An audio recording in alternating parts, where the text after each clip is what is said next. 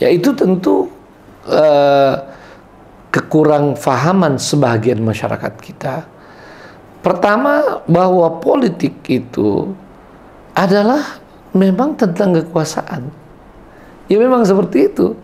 Politik itu oleh para ahli-ahli politik. Ya, dan di dalam syariat Islam juga politik itu adalah tentang kekuasaan. Ya, nah cuma dalam pandangan Islam dia menjadi sesuatu yang lengkap, bukan semata-mata bagaimana mendapatkan kekuasaan, bagaimana menggunakan kekuasaan dan DLL, tapi di dalam Islam itu mulai dari hakikat kekuasaan, siapa pemilik kekuasaan, ya lalu siapa yang seharusnya mendapatkan kekuasaan itu, dan bagaimana kalau yang memegang kekuasaan itu bukan yang ideal. Terus bagaimana tentang suksesi kekuasaan dalam Islam ini lengkap sekali dalam pelajaran as-siyasah syar'iyyah. Ya. Nah, jadi harus dipahami demikian. Namun kekuasaan di sini dalam pandangan Islam itu dia adalah amanah yang begitu besar. Ya, dalam Islam kekuasaan itu lebih kepada amanahnya, bukan kepada nikmatnya, kehormatannya, apalagi kebanggaannya. Kalau dalam kamus Islam, pemimpin satu kaum dia adalah pelayannya. Ya, jadi mengapa orang-orang diwajibkan taat kepada pemimpin? Karena pemimpin itu melayani rakyatnya begitu banyak. Kalau orang tidak taat, bagaimana dia bisa melayani?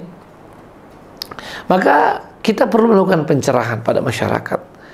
Tapi ya, kita juga perlu memberi penjelasan lengkap bahwa fenomena yang ada di masyarakat tentang kekuasaan yang hanya untuk berpoya-poya, hanya untuk kepentingan dirinya atau kelompoknya, ya, dan kebanyakan hanya kepentingan duniawi, itu memang tidak benar.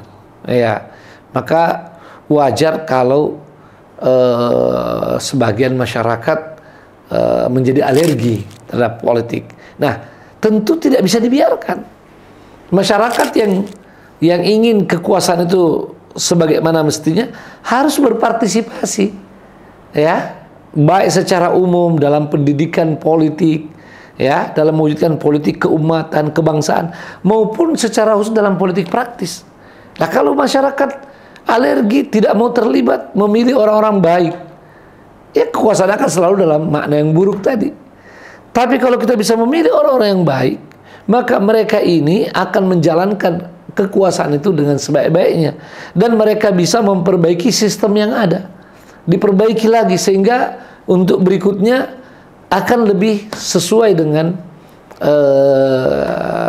kebenaran, ya, sesuai dengan ajaran yang maha kuasa tentang bagaimana politik itu. Maka tidak boleh ada alergi tentang ini, apalagi menjadi fobia politik, menjauhi, ya. Soal tidak ada yang bisa lepas dari kekuasaan.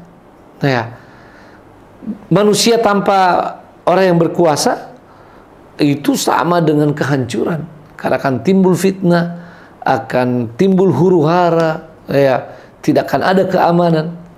Makanya disebut dalam sebuah athar, bahkan andaikan ada pemimpin yang kurang baik, pemimpin zalim, ya, ini bukan ideal, ya, kita tidak boleh ridho terhadap pemimpin yang zalim, dan harus berusaha mengingatkan, dan kalau memang bisa mengganti dengan mekanisme yang benar, harusnya kita bisa menggantinya. Tapi andaikan ditakdirkan ada pemimpin zalim, lebih baik daripada tidak ada pemimpin. Ya, hidup di bawah dengan pemimpin yang zalim masih lebih baik daripada tanpa pemimpin. Itu jelas sekali. Maka tidak boleh ada alergi ini. Cuma memang mari kita ya melakukan dakwah yang maksimal sehingga terjadi pencerahan dan ilmu bisa sampai kepada masyarakat tentang politik yang sesungguhnya, politik yang membawa kepada kemaslahatan umat dalam urusan agama dan urusan dunia. Begitulah Al-Mawardi menegaskan tentang hakikat politik itu, hakikat kekuasaan itu.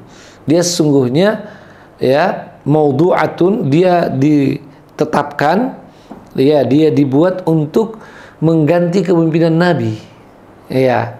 Dan apa tujuannya? Lihirasatid din wa siyasatid dunya, untuk menjaga agama, memelihara nilai kebenaran, dan juga untuk mengurus dunia ini.